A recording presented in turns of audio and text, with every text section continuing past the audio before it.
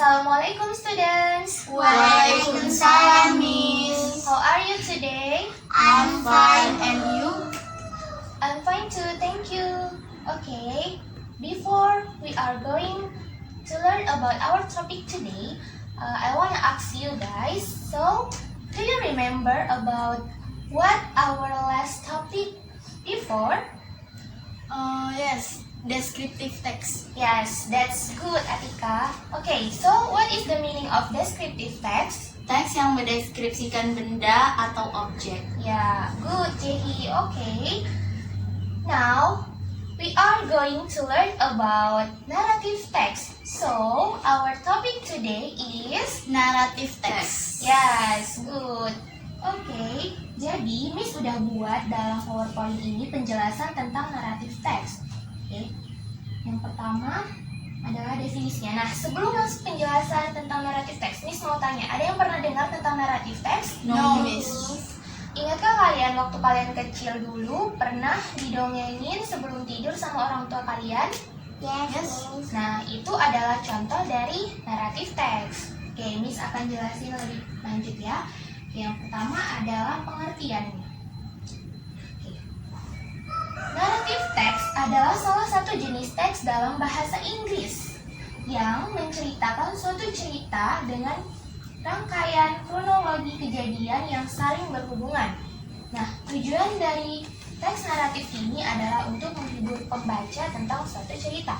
Nah, jadi secara singkat, a narrative text is an imaginative story to entertain the readers. Nah, jadi secara singkat, narrative text ini adalah teks berupa cerita yang bertujuan untuk menghibur pembaca.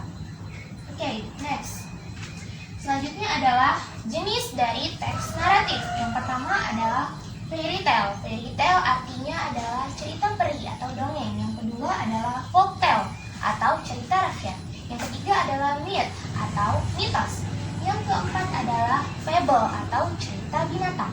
Yang kelima adalah legend atau legenda.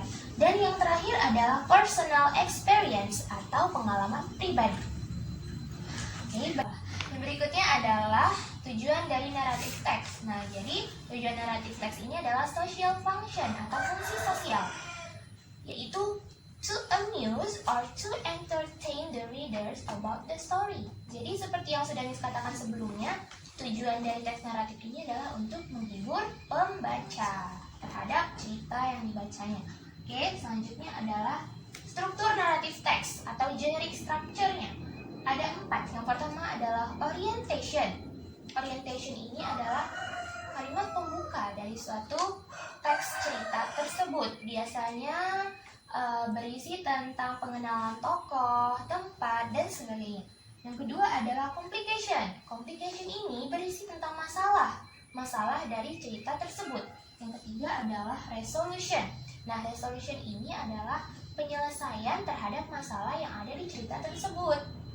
Jadi, kalau suatu teks cerita di dalamnya terkandung generic structure seperti ini, itu bisa dikatakan sebagai narrative text. Yang terakhir adalah reorientation atau penutup. Oke, berikutnya adalah language features of narrative text. Nah, jadi kalau mau membuat narrative text nggak bisa asal-asal. Jadi ada aturannya dari segi bahasa, kalimat, dan sebagainya. Nah, jadi ada beberapa hal yang harus diperhatikan sebelum kalian membuat narrative text. Yang pertama adalah past tense. Nah, jadi perlu kalian ketahui dalam narrative text itu biasanya tenses yang digunakan adalah past tense atau tenses masa lampau. Contohnya adalah killed, drunk. Drunk itu adalah verb kedua dari Drink. ya, good.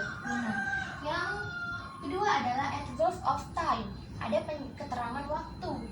Contohnya kalau cerita dalam bahasa Inggris itu once upon a time atau one day. Kalau dalam bahasa Indonesia itu pada suatu hari, pada zaman dahulu, seperti itu. Oke?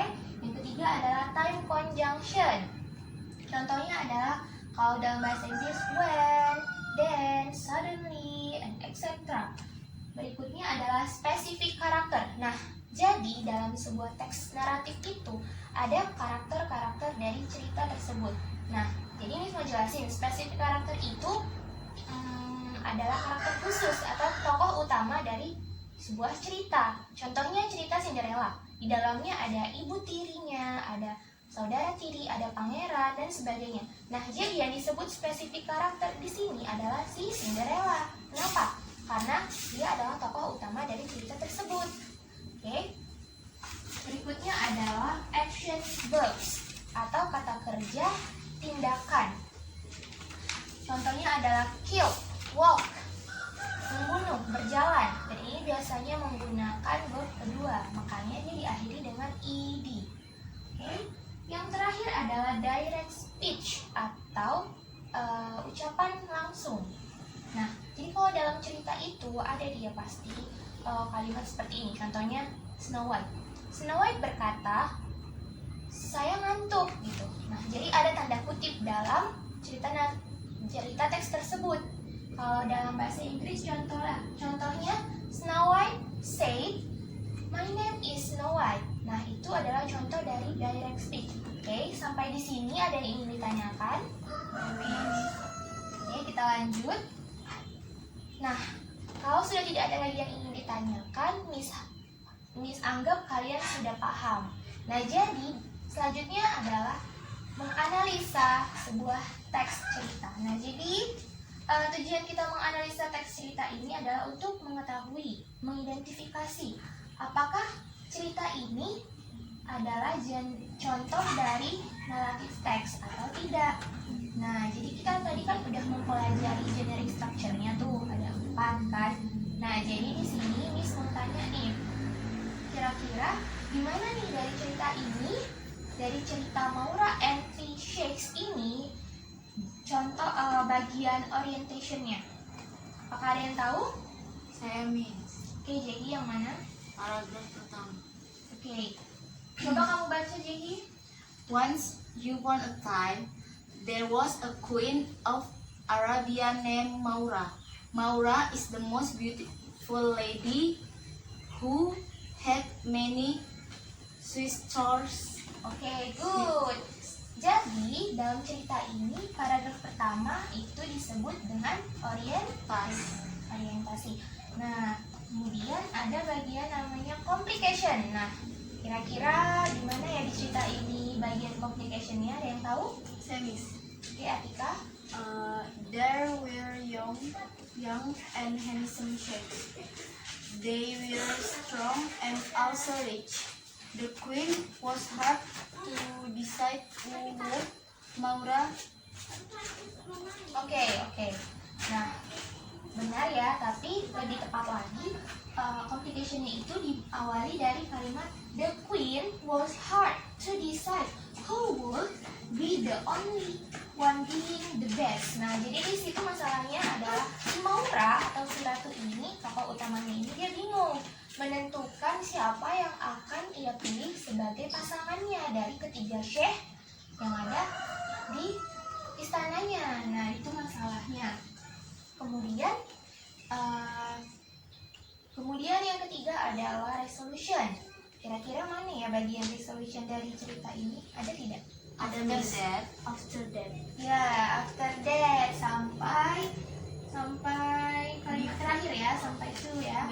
Nah, jadi di sini penyelesaian masalahnya, si Maura tadi dia akhirnya memutuskan, dia punya ide. Dia akhirnya mengundang ketiga syekh itu datang ke istananya untuk makan malam. Iya, betul, good. Nah, di situ adalah resolutionnya. Kemudian kira-kira yang mana reorientationnya atau penutupnya? Hakim. The queen was married. Ya, betul. Jadi penutupnya adalah paragraf terakhir dari cerita ini ya, yaitu the queen was smiling. Hakim, you are the person who I am searching for. Now I announce that Hakim the person I will marry with. Nah, itu dia adalah penutupnya. Jadi bisa kita katakan, belum. Menurut kalian nih, kalimat ini sudah menggunakan past tense atau belum? Jadi bisa kita lihat ya, di kalimat paragraf yang pertama di situ ada there was a queen of Arabia named Maura. Nah, name itu menggunakan past tense. Jadi kalimat atau cerita ini sudah naratif teks atau ini adalah contoh dari naratif teks. Nah, itu cara mengidentifikasinya. Oke. Jadi Miss mau kasih tugas sama kalian. Masing-masing dari kalian coba tuliskan contoh naratif teks dengan tema personal experience atau pengalaman pribadi. Jadi kalian bisa menceritakan tentang apapun yang pernah kalian alami. Oke? Bisa itu tentang liburan, pengalaman di sekolah, atau yang lainnya. Pokoknya tentang pengalaman pribadi. Oke? Setelah itu, setelah kita menganalisa teks ini, Miss mau kalian jelasin apa kira-kira moral value atau nilai moral atau pesan moral yang bisa kita petik dari cerita ini. Nah, jadi tadi sebelum si Maura bingung memilih pasangannya, akhirnya dia punya ide untuk mengundang mereka makan. Nah, di situ dia mengetahui si syekh pertama, si syekh atau kiai pertama itu dia makan semua menu untuk dirinya. Yang kedua juga, tapi yang ketiga, hakim yang ketiga, nah jadi dipanggil hakim syekhnya ini tadi, dia mendapatkan menu yang sama yang dia beri kepada si queen tadi, tapi dia nggak makan semuanya. Terus si ratu bertanya, kenapa hakim tidak makan semuanya? Nah, hakim menjawab, karena ada beberapa orang di sekeliling saya yang tidak makan sama satu saja. Nah, jadi dari situlah si ratu tadi langsung memutuskan untuk memilih si hakim ketiga sebagai pengantinnya, sebagai pasangannya. Nah, kira-kira apa tuh pesan moral atau nilai moral yang bisa kita petik dari cerita itu? Nah, itu tugas kalian ya. Oke, anak-anak, sebelum Miss tutup, ada baiknya kita ucapkan lafaz hamdalah. Alhamdulillahirabbil alamin. Terima kasih, thank you for attention. Wassalamualaikum warahmatullahi wabarakatuh. Waalaikumsalam warahmatullahi